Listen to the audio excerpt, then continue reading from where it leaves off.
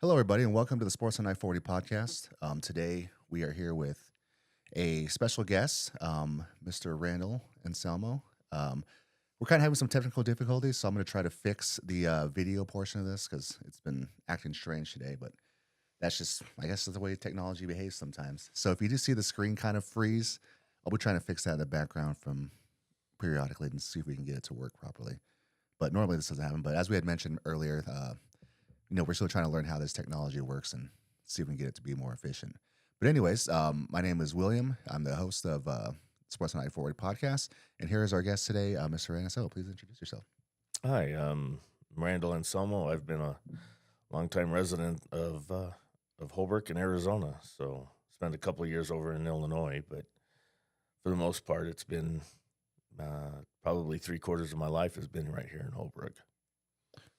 Awesome. So you said 3/4. When did you first get to Holbrook? Probably was about a year old, and if everybody remembers the Tonto Motel many years ago.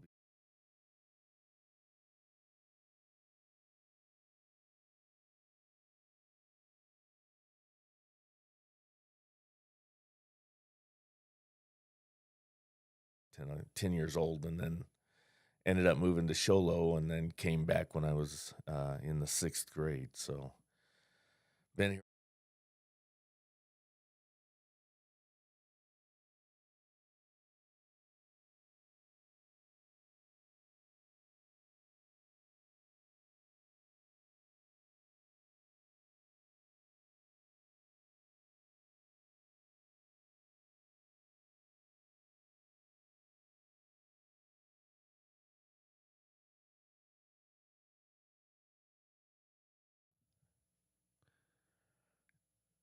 Anyways, everybody, sorry about that. Hold on for a moment. Let me go back to this here. What the heck? I'm trying to fix this. I have no idea why it's doing it today. Maybe we're...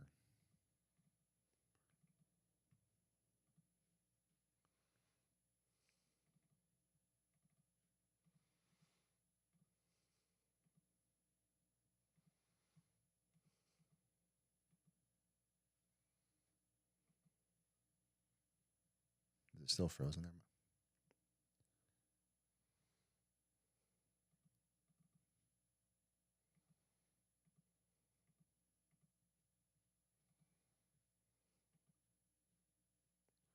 Okay. That is strange. Are you okay with the picture like that? Yeah? Which one? Oh, yours is moving? Okay. Yeah, What the mine's- heck? I don't know why it's doing that today. Let me see. Let me try this one last time and then we'll... Yeah, it's going back and forth. I have a better... We'll just do it this way.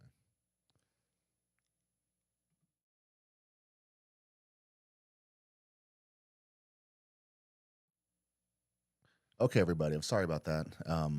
We're having some technical difficulties, but Randall, I hope you liked your picture like that. What? Sorry about that. It's just the cameras aren't working properly today. So, but anyways, you had said been here a quarter of your life, right? 3/4 of my life, yeah. Uh-huh. Yeah, I got here about 1 years old. My grandparents ran the Tonto Motel many years ago. Moved to Sholo when I was about 10 years old because that's when the phone company left, which is the old Justice Court now. Uh-huh. That was the phone company that ran everything, was that building right there. Went to Sholo, was in Sholo for a few years, came back in my 6th grade year, and then about my 7th grade, I went back to Sholo, finished up my schooling in Sholo, and then I've been back in Holbrook, other than a couple years in Illinois. Uh-huh. But Holbrook has pretty much been my stomping grounds. So Uh-huh. Cool. And when did you start officiating?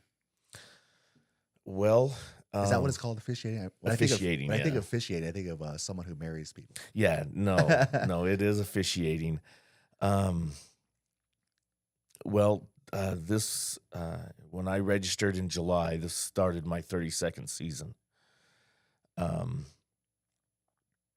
and there's a story behind it. Um,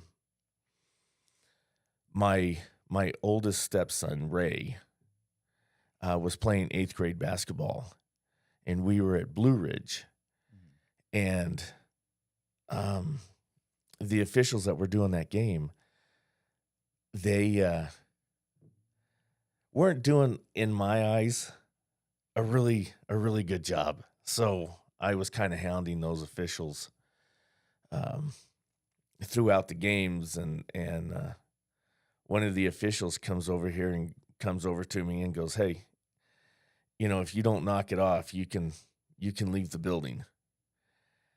And so I just kind of clammed up after that. And at the end of the game, the gentleman came over to me and he goes, "If you think you can do a whole lot better," he goes, "why don't you come out and do this?" And I told him, I said, "You got it."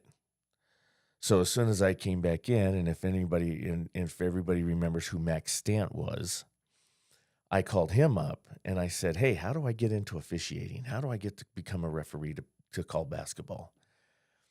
And he says, "Well, you need to get a hold of Gerald Hancock." And I'm like, "I know Gerald Hancock. I grew up around him and his kids." And so I called him up, said, "Hey, how do we do this?" He gave me the paperwork, and the rest is history 32 years later. So So what was the process 32 years ago?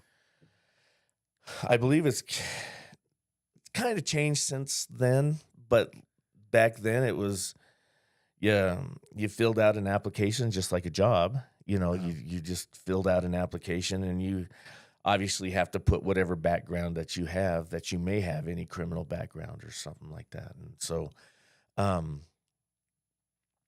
you pay a fee. You have to pay an official's fee, and then you pay per sport for whatever sports that you do.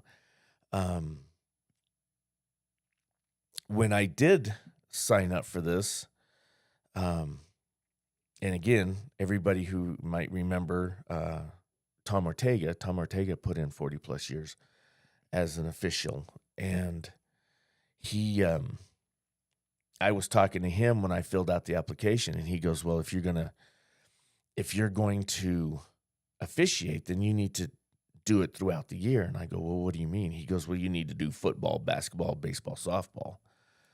So I told him, I said, "Okay." I said, we can definitely do that."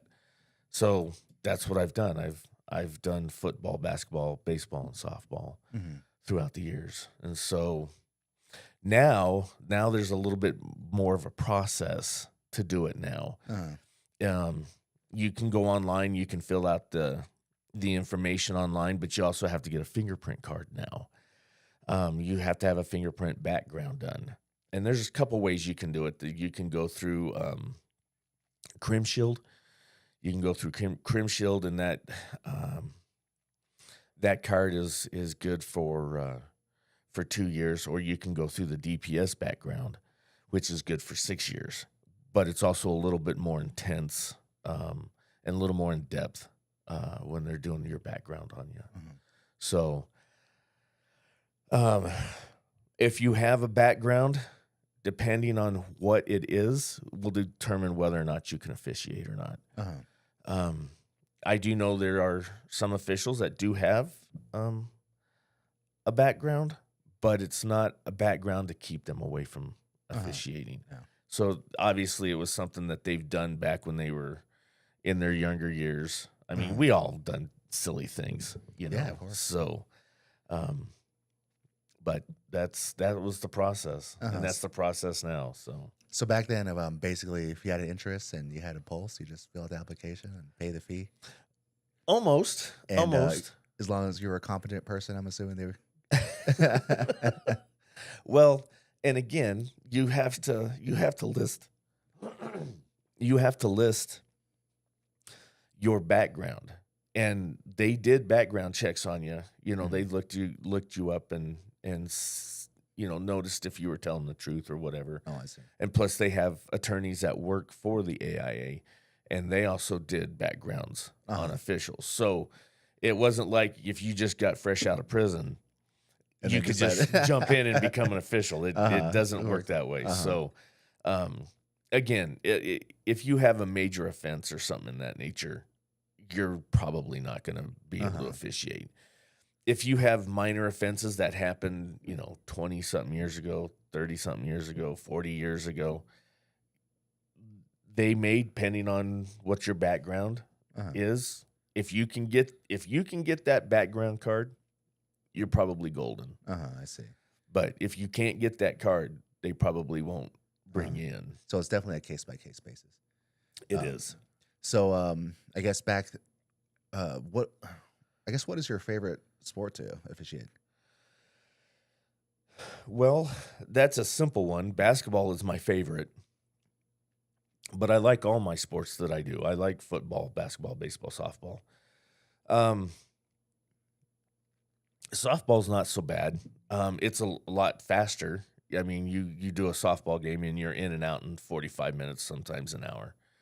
Baseball, obviously, is a little bit longer. Um, football, football's good. I've always enjoyed football. I've always enjoyed watching football. I've always enjoyed officiating football. But in those three sports, football, baseball, and softball, you have a little bit of a reaction time to Mm-hmm. something. You have an opportunity to kind of think something out a little bit, whether it's a hold or whether it's this or whether it's that, or you know was the ball in the zone, was it too high, was it too low, and you can kind of decipher, okay, that's a strike, that's a ball. But in basketball is a little bit more different. It's a lot faster paced, Mm-hmm. and your fouls are right now, so you really don't have an opportunity um, to decipher if it's a block or if it's a charge or if it's travel or you have to be able to think of what's going on promptly and to make that call. Do we always get it right? No, we don't. We don't always get it right. But we work hard so that we do get it right because it's not about us officials. It's about the players.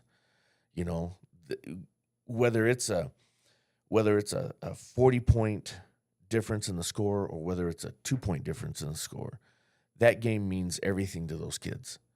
And we want to be out there to give them a game, and we want to give it to them as fairly as we can. Mm-hmm. Sometimes the fouls are lopsided. Sometimes they're not. It just depends. And it's not a ref's game because not us refs are taking shots. We're not, shooting basketballs and stuff like that. But coming from the state commissioner, Brian Gessner, he said it. He goes, without us officials, it's just recess. So, us officials, we play a huge part in this. And so going back to your question, I love basketball. Um, I was the shortest guy, Mm-hmm. so I got to ride the pine a lot, in Sholo. So basically, I was basically the manager for the team because I Uh-huh. wasn't good enough to play. But I enjoy the sport because I'm too old and too slow to play it and too broken. I Uh-huh. can only imagine me out there playing with, older guys and then coming down from a rebound and landing on somebody else's foot and rolling an Ankle. ankle and tearing things just creak and pop nowadays. So, Uh-huh. so yes, I enjoy basketball the most. That's my favorite sport. Uh-huh. What's So, the now I've done I'd reffed a couple games before. I was asked, I think when I was a senior in high school, to ref a junior high football game. uh-huh. And one of the first things I've noticed about being a referee is how much I do not understand the rules. Like I thought I knew some of the rules just by watching it and playing it, but I definitely was lacking knowledge in the rules, even how to do the signals. And there's just so much going on, and I understand that football. Whether is there four? Do you typically four referees in football? A back judge, a line judge. Well, you have typically for a varsity game, we usually have, and when I say usually, I'm talking 90% of the time, we have 5 officials. Five. Okay. So we have the referee, the umpire, we have the line judge, a side judge. Now I'm using NFL terminology, but we have a head linesman and a line judge in high school sports, and then a back judge. So that gives us our 5 officials in football. And you made a statement, understanding the rules. You didn't understand the rules. We as officials, we have a tool that normal fans or normal people don't have, and that's a rule book. And so we have to be inside that rule book. We have to be able to understand those rules and be able to interpret those rules so that if a coach has a question or a player has a question, we can answer those questions appropriately. Again, do we get it right all the time? No, we don't always get it right, but we get in the ballpark to get it right. Okay. I was in Williams last night calling some basketball games, and the game was lopsided. We had a 40-point run. One team had a 40-point run, and one of the fans caught my attention and goes, "Hey, they're still running the clock." And this is in the fourth quarter. And I go, "Yeah, okay, and he goes, "But you need to put time back on the clock." And I'm like, "No," I said, "it's a 30-point mercy rule. We're not putting time back on the clock. We're just not doing that." Anyways, we went back down. And during a timeout, us 3 officials came together, and we were kind of joking about it, and we go, this is exactly where the problem lies, is where the fans don't understand the rules. But you guys don't have that rule book like we have that rule book.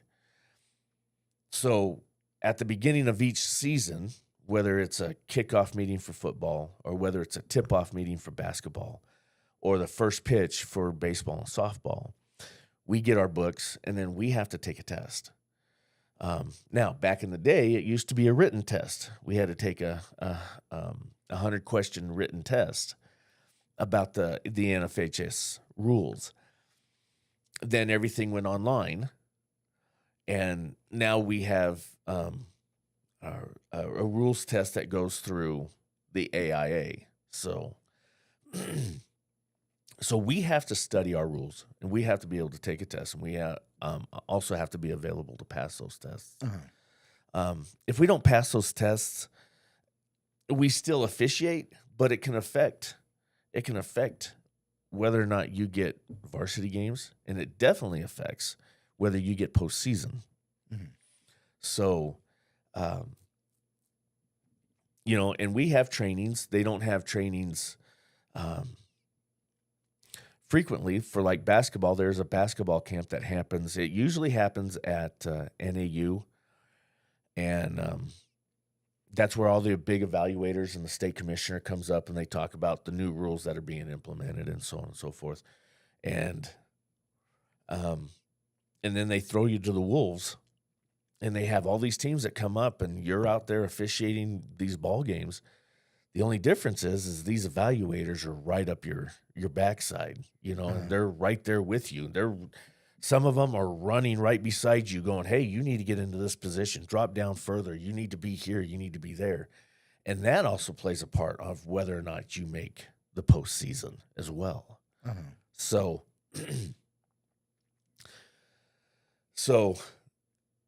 if people want to get an understanding of the rules that we are enforcing, they need to try to get their hands on an NFHS rule book, and that would help the fans a lot. And sometimes fans can be a little on the ornery side, and some can be on the fun side. If you approach an official at an appropriate time and you talk to them and say, "Hey, I don't understand this. Why was this a call, and why was that not a call?" the officials will talk to you. But if you come at an official and you're, bowed up and, you're yelling at them, they're they're not going to respond very well to you. They're not going to respond well at all. Uh-huh. Um, and then if you continue with that behavior, then they take appropriate actions beyond that. So yeah, if you can get your hands on an older rule book, by all Uh-huh. means, open it, crack it, check it out, and understand why we make the calls that we call. I think oftentimes people get confused with, because obviously we have the NBA and the NFL. So for the most part, I think the base rules from those translate down to high school, but there are definitely major differences in a lot of areas. And I think that often causes confusion. People, for example, over the back in basketball. That is one of the calls that I hear from fans all the time. Over the back. But you told me one time that there is no over the back foul. That's correct. There is not. There's no such rule as over the back. There's not even a signal. Now, I've had some fans. I had a couple games with Holbrook, and I had a fan ask me about the over back, and I go, well, there's no such thing as a signal for over the back. What it is it's a push. Okay, when there is contact between two players, and the player is trying to rebound, but makes contact with the player in front, that becomes a push. It's not an over the back, but a lot of people don't understand that because over a long time, it was called over, they called it over the back. And so that's where it's kind of hung out, Uh-huh. but it's always been a push. It's never been an over the back call. There's just not a thing there. Um, So I get a kick when I have basketball games. I get a kick out of it when I hear over the back. That's over the back. Uh-huh. And there's times I'll be running back the other direction going, there's no such rule, and just keep going. So, yeah, but there really is no such thing as an over the back other than it being a push. So throughout your career, you spent a majority up here in the Northeast. And I guess in your observation of those 30 years, how has the sports up here changed? I guess we can start with football. How has it changed? Has it changed a lot up here as far as size, speed, skill, number of players? I would say yes and no.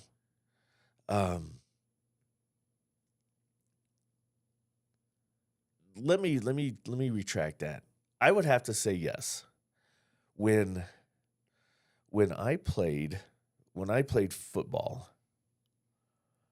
and we saw Hobart come across our schedule, we were like, oh man, we have to go play Hobart, or Hobart's coming to us. And it's like, oh, this is not going to end well. Hobart was a powerhouse. Hobart was a powerhouse back when I was in school. The biggest powerhouse was Blue Ridge back in Coach Morrow's days. I remember, even as an official, I remember going to that school and they're walking into their foyer of the gym, and they'd have these plaques across, aligned right above the trophy cases, and they had them for separate reasons for, how many games they had that were goose eggs, and how many that were above so many points, or how many, touchdown. It just amazed me when you walked into Blue Ridge to see that history of Paul Morrow, and when he led the Blue Ridge Yellow Jackets, just absolutely amazing. Morrow was a great coach. He had a way to get his kids to, operate and so on and so forth. Now, I'm not taking anything away from any of the coaches nowadays. I'm not taking that away from them. But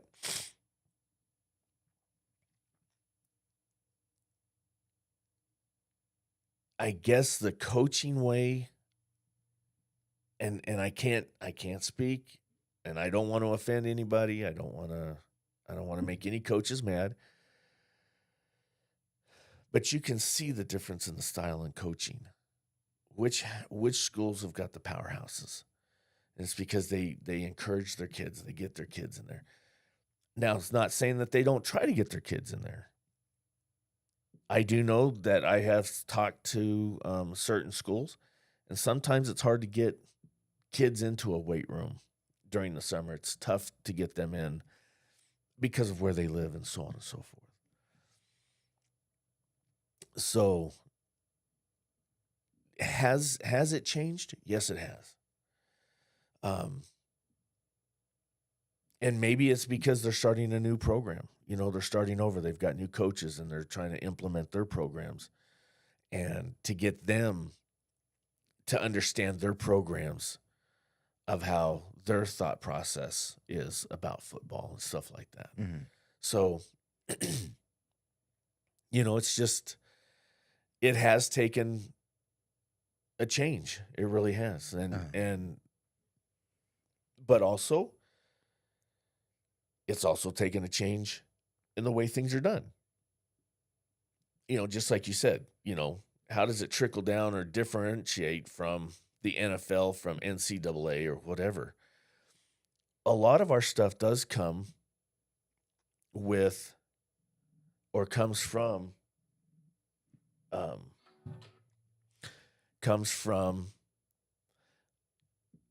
college sports. Mm-hmm. Now, how much of it comes from the NFL? I don't know. I can't tell you. But we do have a great group of people down there in the AIA that that study the rule, that are interpreters, the state commissioner.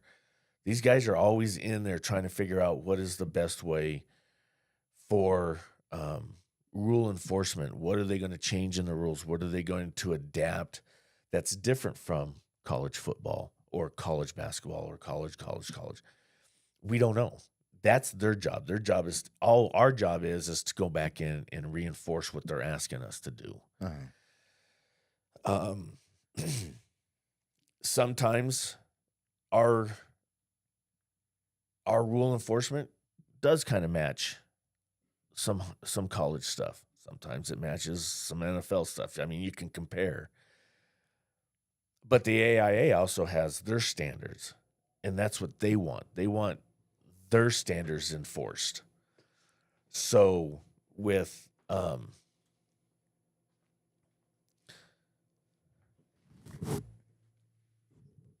it just depends on what the state wants us to enforce. Uh-huh. And sometimes what the state wants differentiates from everybody else.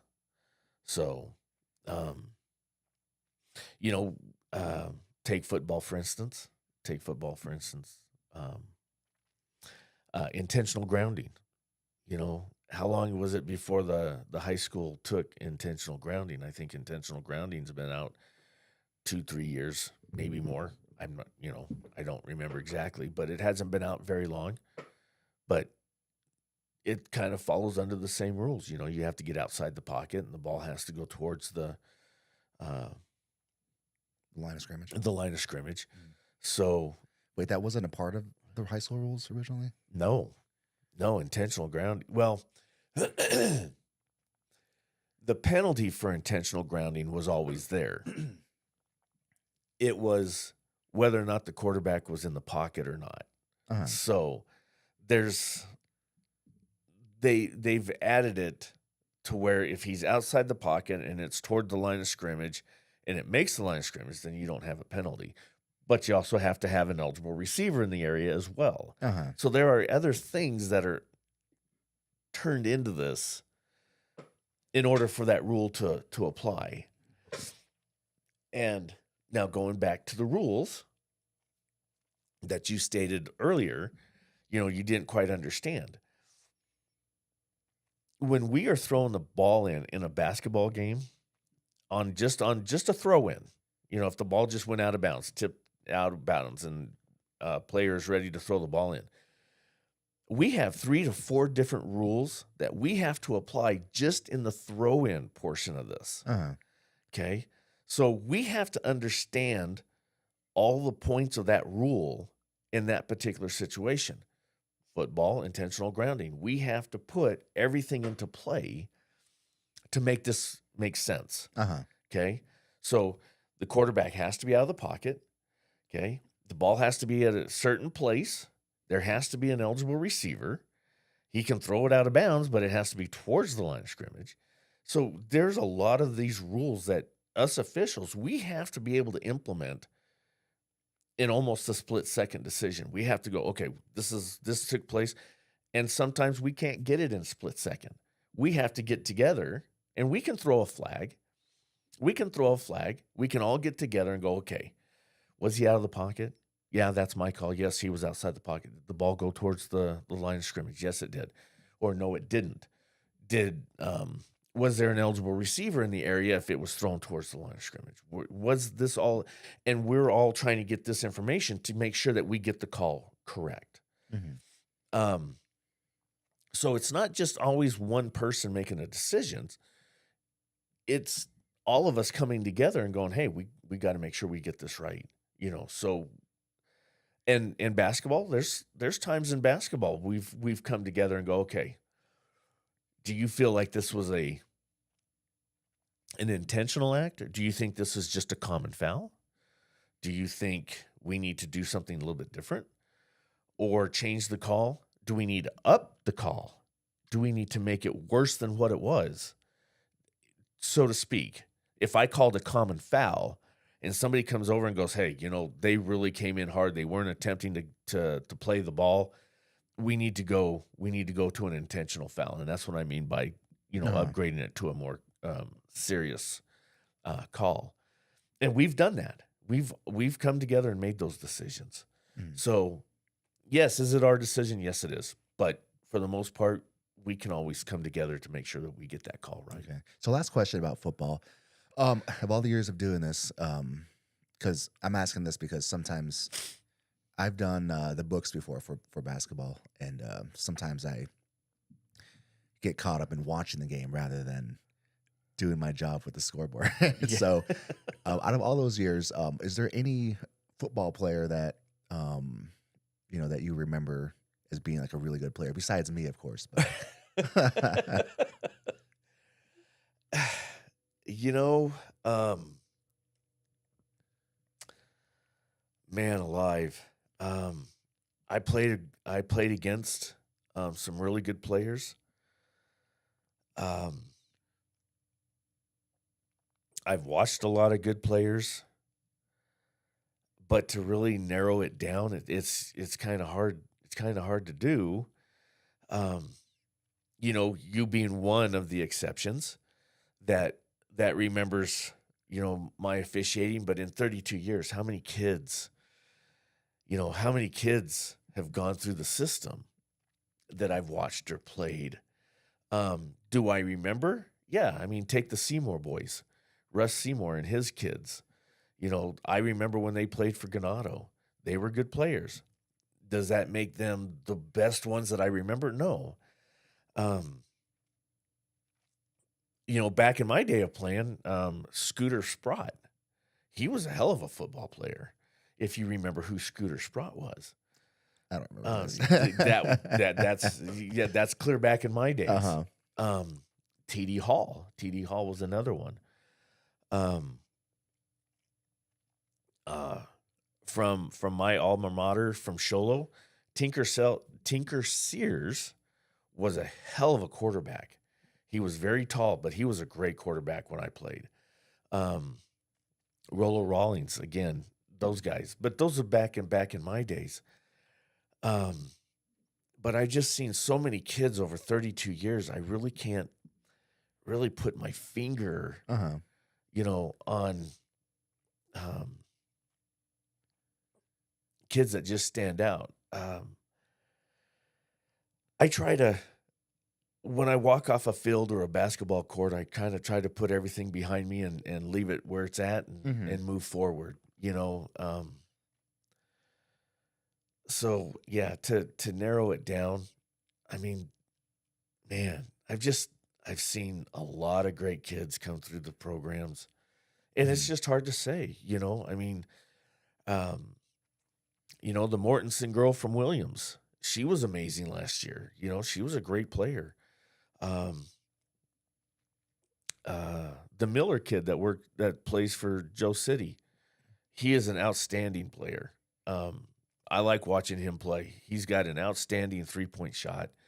You know, I mean, when he's on fire, he's on fire. So, um, there's a lot of good players Uh-huh. that have come through the system. So to really narrow it down, Hmm. other than the names that I really can't Uh-huh. narrow that down. It's just that's a tough question. Okay. Yeah, I guess I'm not.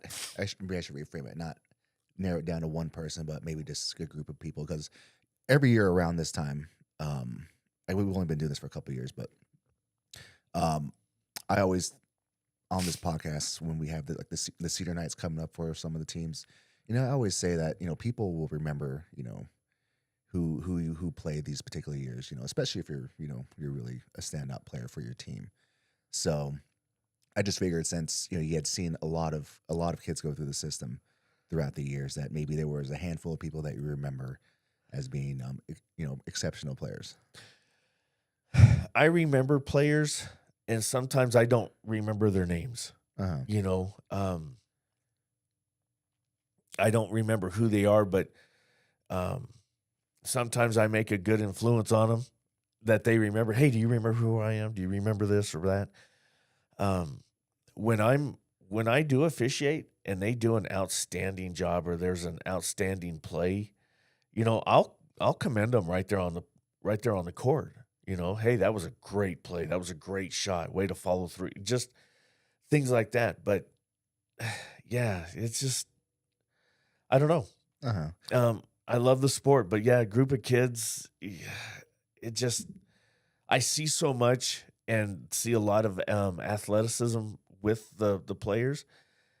You know, it just I don't know. Uh-huh. You know what I mean? Yeah. I've just seen a lot of good kids come through. So I understand. And you certainly do have an effect because obviously, you repped a lot of my games in 1A football and baseball and basketball. So I know, and then my co-host Mac as well. I think he played like 1998 to 2001, something like that for Holbrook. yeah, So, a lot of people certainly, and plus I worked at Romo's, so I would see you there too. yes, Um, and we'd always have a good conversation. And my brother too played for Joe State, and right. and he remembers you repping his games too. So, you certainly have had a lasting impact on a lot of people, including myself. Well, hopefully I've done more of a lasting impact for the good, and not Uh, always for at the least, bad at side least of on my things. end, it's positive. um, again, like I said, I've been in the stores and I've had former players come up and go, hey, do you remember who I am? Do you remember? I remember you, and sometimes it's good, sometimes it's bad. Uh-huh. You know, um, I was in Walmart. Funny story. I was in Walmart one day and I was shopping and had no idea what was going on. I was having a conversation with some people that had bumped into me, and they were like, "Hey, we know who you are. You officiate and this, that, and the other thing." And I go, "Yeah, I do." I said, "I've been doing it for some time, so yeah, I'm pretty recognizable for that." And a voice from the other side of the aisle comes and goes, "Yeah, we know who you are."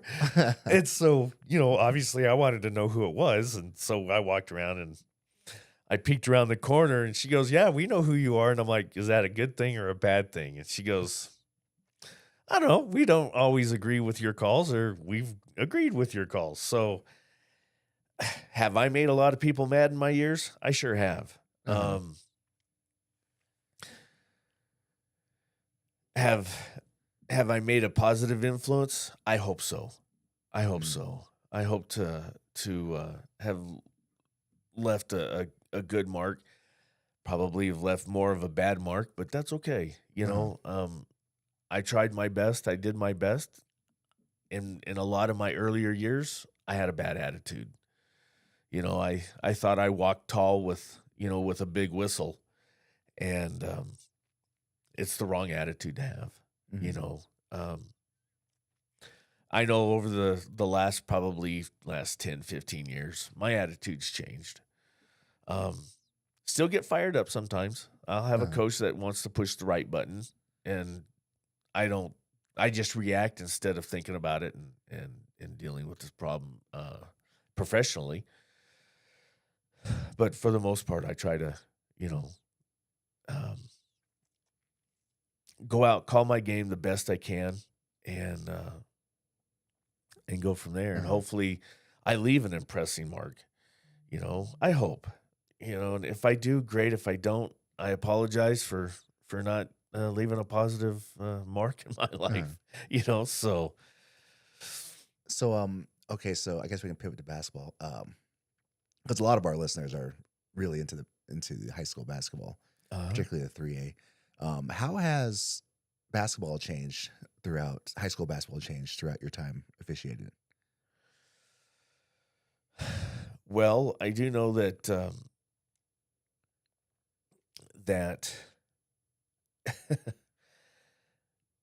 I don't know if the kids have gotten faster or if I've gotten slower. Uh-huh. I don't know which one is which. Maybe it's a little bit of both. I Uh-huh. don't know. Especially at the beginning portion of basketball season, man, it takes its toll. You know how far out of shape you are when you're running with these kids. Mhm. You know, um, there's been rule changes over the years. Obviously, um, one of the thing that has been implemented here this last year or 2 years ago. Well, let me take a step back. They implemented a rule of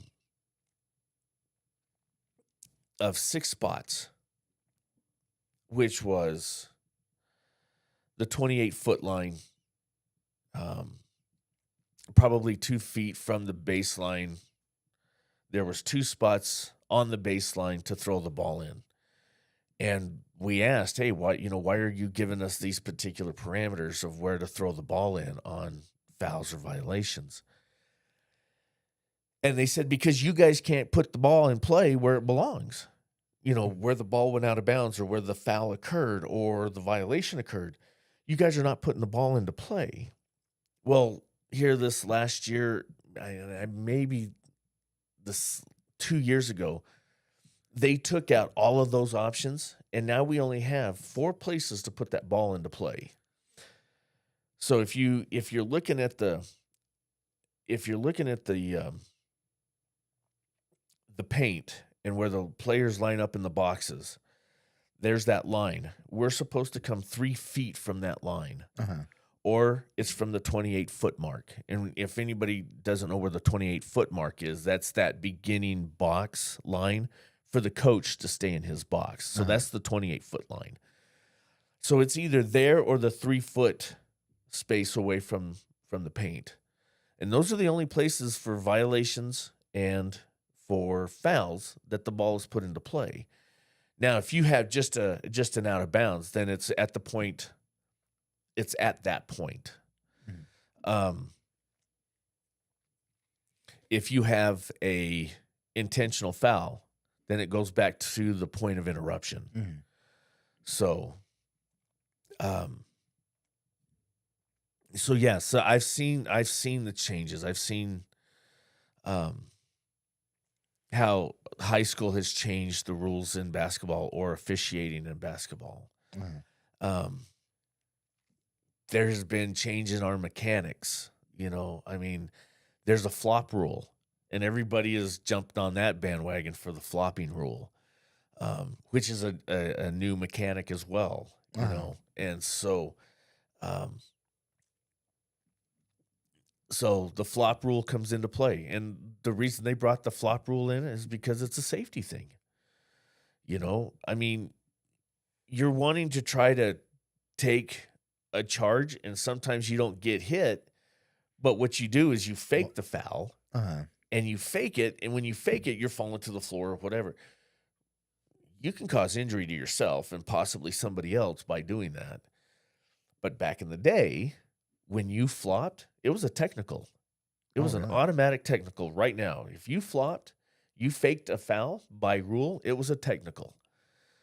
They've taken that out and have just made it a violation Uh-huh. now. So it's no longer an automatic technical. So it's just a violation for a flop.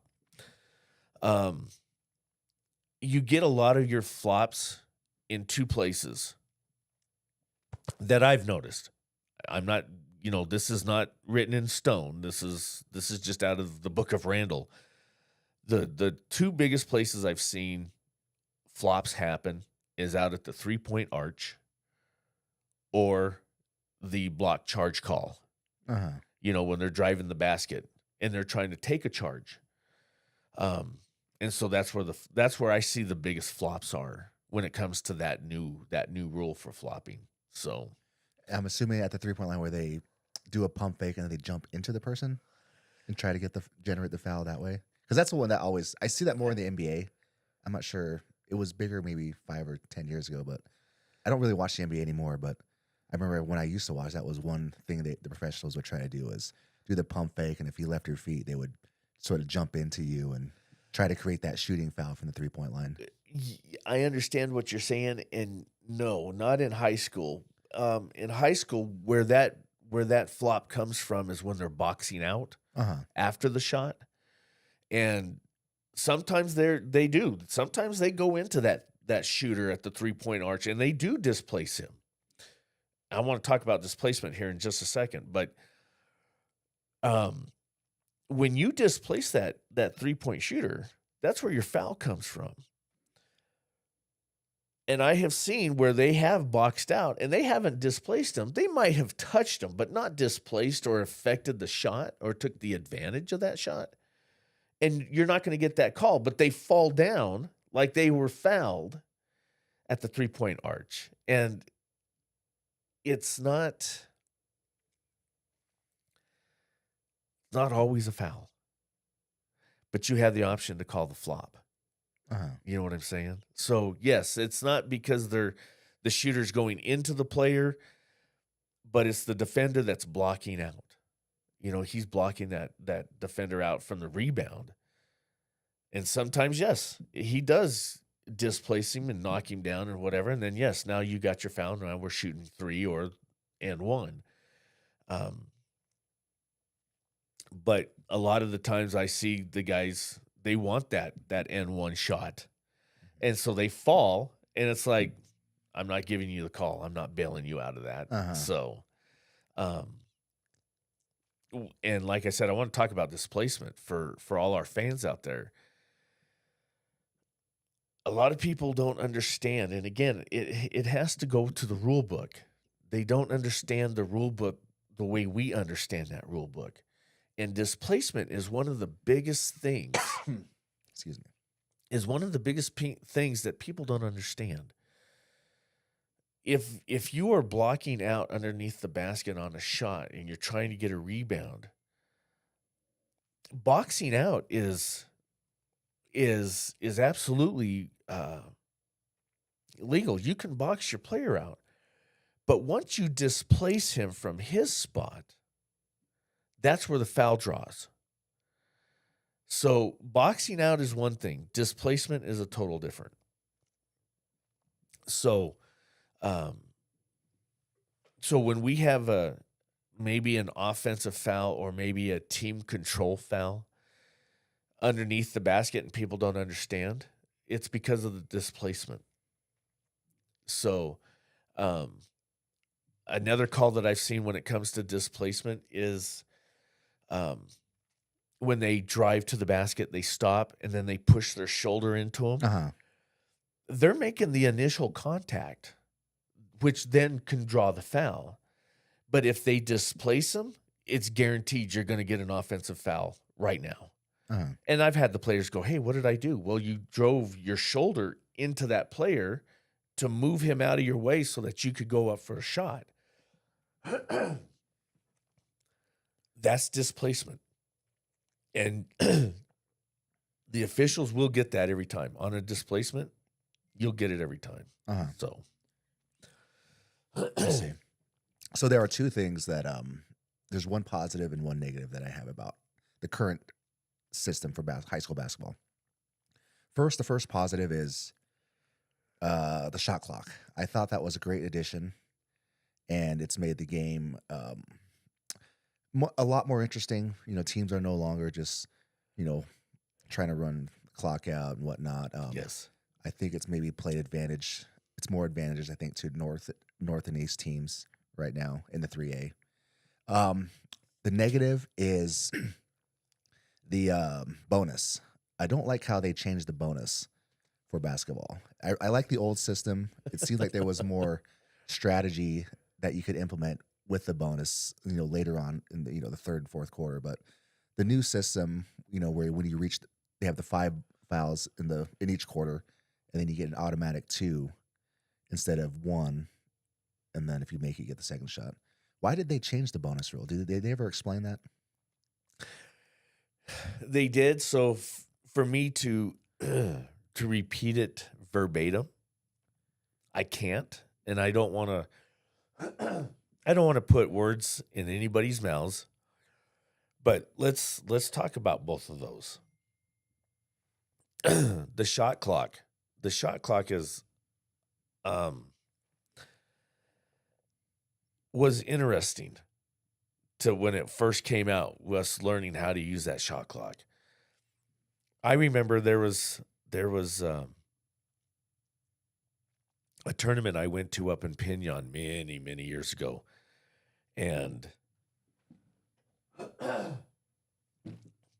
we had a team that was just outplaying the other team, and the coach is like, "Hey, just get back up. Just get back up here."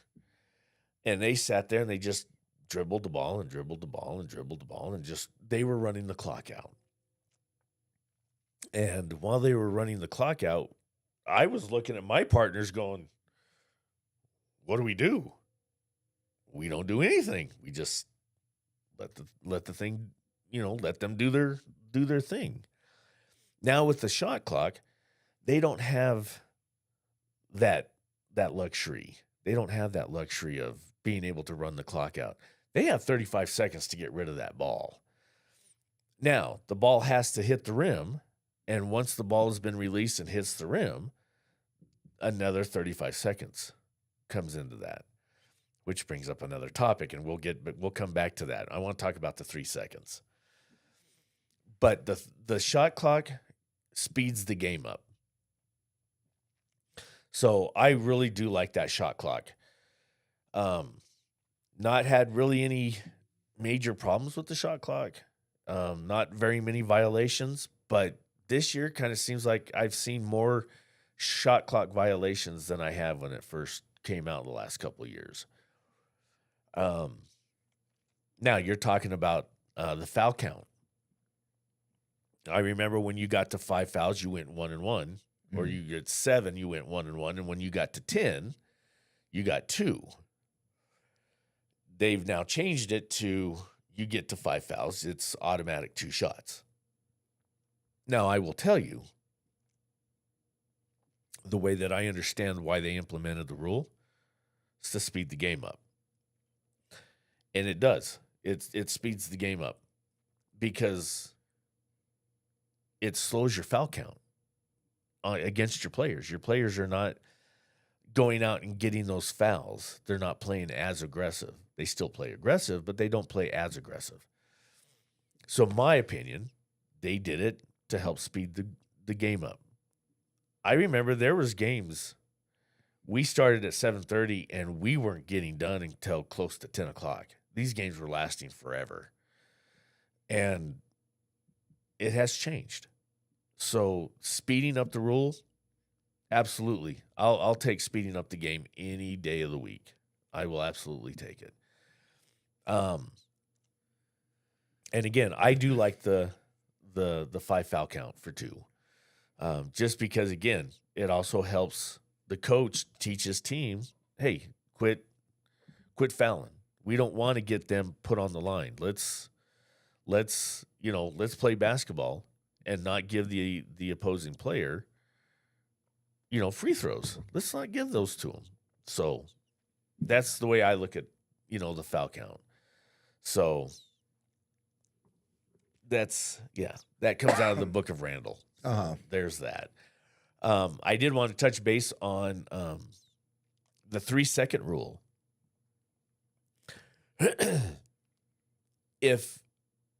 Yes, the 3-second is a rule, but it is not a hard rule for us officials. Now, I'm not talking about or talking for any other official. I'm just talking for Randall. I don't concentrate on the 3 seconds. I don't concentrate on it. Do I know if there's somebody that's in there for 3 seconds? Yes, I do. I'm aware of my surroundings. And I'm also far enough back that I can see that and keep an eye on what's going on. But I don't concentrate on the 3 seconds. And I hear a lot of people go, 3 seconds, 3 seconds. Well, yeah, you're probably right. But there's other action going on that's got my attention that I want to make sure doesn't turn into rough play. So that 3 seconds is the least of my concern at that particular moment. If they've got the defensive spread out and somebody's camped out underneath there and they're there for 5, 6, 7 seconds, now I'm going to pop them with 3 seconds because you're trying to get the advantage with that. But if we've got a 1 or 2 point ball game and it affects that game in an advantage way, yes, we're going to get it. Does it always get called? No, there's more stuff that's more stuff that we need to also pay attention to. That 3 seconds also restarts every time that ball is shot. So you may be in there 1, 2, and then the ball is shot. 3 seconds, you're right. He's probably in there for 5 seconds. That ball has left that person's hand. And then that 3 seconds starts all over again. So it's not just a 1, 2, 3, and then it just stops. The ball is shot, 3 seconds, it starts over again. They rebound the ball, they're still in there, they shoot the ball, that 3 seconds starts all over again. So every time that ball is shot underneath that basket, it's a 3 seconds. It starts over and over. So when people are yelling 3 seconds, they're not understanding that 3 seconds starts over again after a shot. So, but again, we have the tool, we have the rule book, and a lot of the fans don't have the rule book, so they don't understand. Yeah. And, being a person that goes to a lot of these games, I do understand that a lot of times people, like you said, mentioned as well, that knowing the rules is not necessarily everyone's forte, and everyone typically gets it confused with college or professional rules as well. And they do. They do. They do a lot of that. Well, they do it this way in the college, but we're not college. Well, they have the Euro step in the NBA. Well, that's fine. That's NBA rules. Let them handle the Euro step. The Euro step in our book, that's travel. It's a travel. So, yes, a lot of people bring what they see on Saturday and on Sunday or during the week for the NBA. And I'm like you. I'm a huge Bulls fan back when, Michael was there and Scottie Pippen and so on and so forth. I don't care much for the NBA anymore. I don't like it. One of the biggest reasons I stopped watching is because I don't actually get to enjoy the game as an official because I'm too busy watching the officials do their job. Oh, really? And what they miss or what they call or why they called it. I don't get to actually enjoy the basketball game. So I've stopped watching the NBA, plus all the political crap that goes on. It's just taking it away. It's just not fun anymore. But but yes, a lot of people bring the NBA and the NCAA rules into high school, Mhm. and sometimes they're the same, sometimes they're not. So, Mhm. but for the most part, high school is high school, and that's people need to understand. It's high school sports. So, Well, I want to thank you for coming on the podcast. It was really great having you. hey, I appreciate it. We had a tough time trying to get our schedules to Mhm. work. Um, but no, I appreciate it, and I hope I've not made anybody mad. I hope I've got everything accurately. I think I have. I've thrown in my opinion, and that's where a lot of that stays. Is it's my opinion. It might not be somebody else's opinion, but this is my opinion, and I appreciate you bringing me on here. And I'm headed to St. John's. I've got a doubleheader up there for this for the tournament. So I've got a game at 11:30 and 2 o'clock. Uh, So yeah. So my time is kind of running kind of thin yeah. right now. So All right. Well, thank you very much. And everybody, apologize for the technical difficulties on the camera. Sometimes technology just decides not to work, but we got the audio on there. And again, thank you for coming on. yeah, absolutely. I just want to throw one more thing out there um, before we end this. Is I'm not patting myself on the back or nothing like that, but this is the at the end of the basketball season. I've got 2 assignments coming out for baseball, and that's it. Come March 11th, I'm moving out of the state, so I've put in 32 years with the AIA, and I'm hanging it up from here. So a lot of people are not going to see me next year because I will be somewhere else. So Mhm. we'll see how this all plays itself out. But um, thanks to all my mentors, all my bosses from the AIA. I appreciate everybody that's been there beside me and have rolled their eyes or got frustrated with me and stuff like that. I appreciate everything that everybody's done for me over my years. So um, it's kind of a bittersweet thing, but um, yeah, this is my last rodeo in the state of Arizona. So Mhm. All right. Well, thank you. Well said. And well, if you ever come back around, just give us a holler. absolutely would love to. All right. Well, thank you, everybody.